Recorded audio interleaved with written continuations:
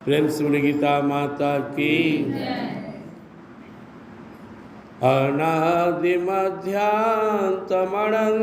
वीर्यम अनंत बाहुं शशिशौर्य नेत्रम पश्यामि त्वां दीप्तहुताशवक्त्रं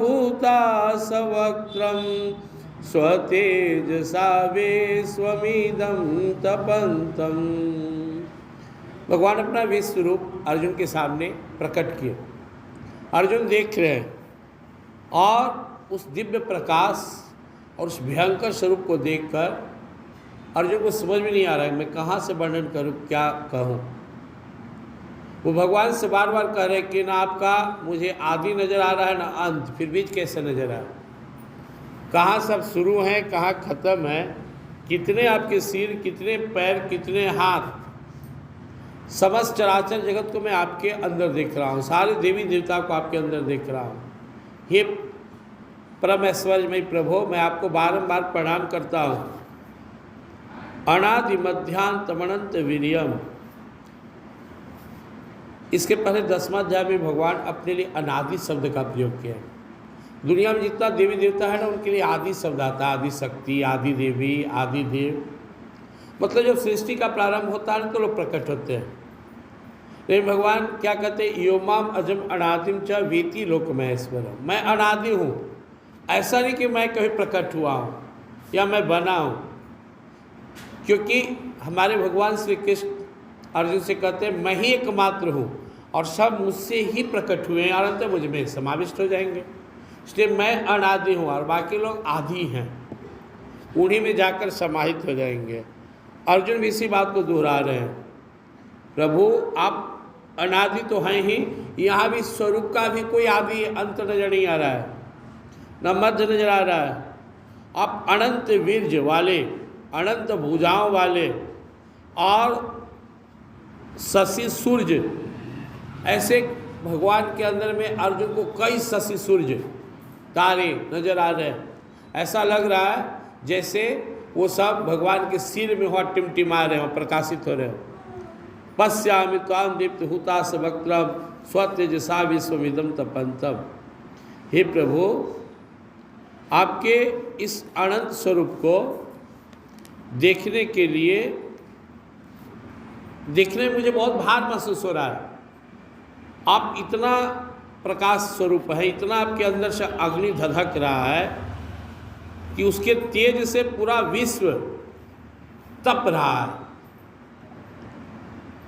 भगवान का यह रूप जनरली जब प्रलय काल आता है तो वो प्रकट करते हैं।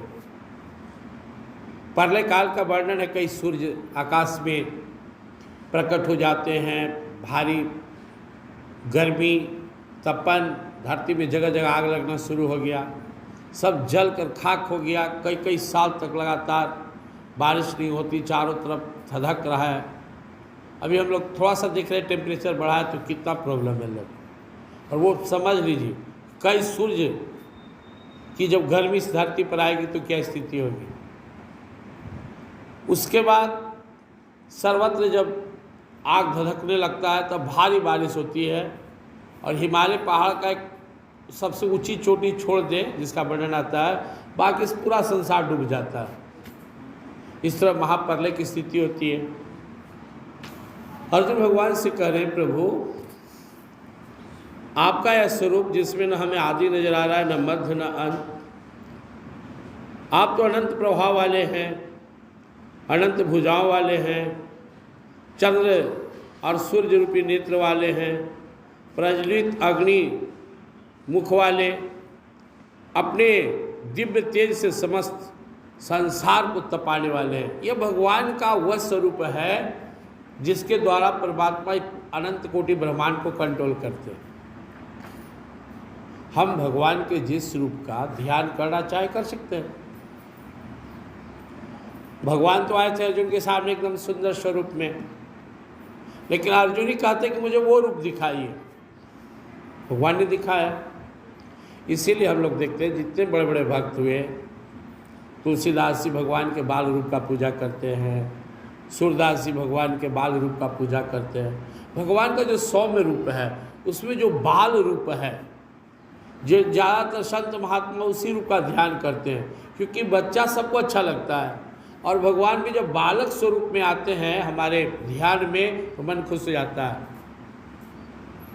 मनु शत्रुपा मुक्ति नहीं मांगे भगवान से, बोले मुझे आपके समान सुख चाहिए। भगवान बोले मैं ही आऊँगा, तो आकर सुत लीला भी कीजिएगा, जो शिशु लीला की जय शिशु लीला अति प्रिय शीला। भगवान ऐसे तो हर बालक में भगवान का रूप है, हर बालक सुंदर होता है, लेकिन आप सोचिए कि जब भगवान बालक बनकर लीला करते हैं तो कितना अच्छा लगता है। तो आप जिस रूप को चाहेंगे, आपके सामर्थ्य अनुसार, आपकी श्रद्धा अनुसार भगवान उसका झांकी झलक दिखाएंगे, दर्शन देंगे।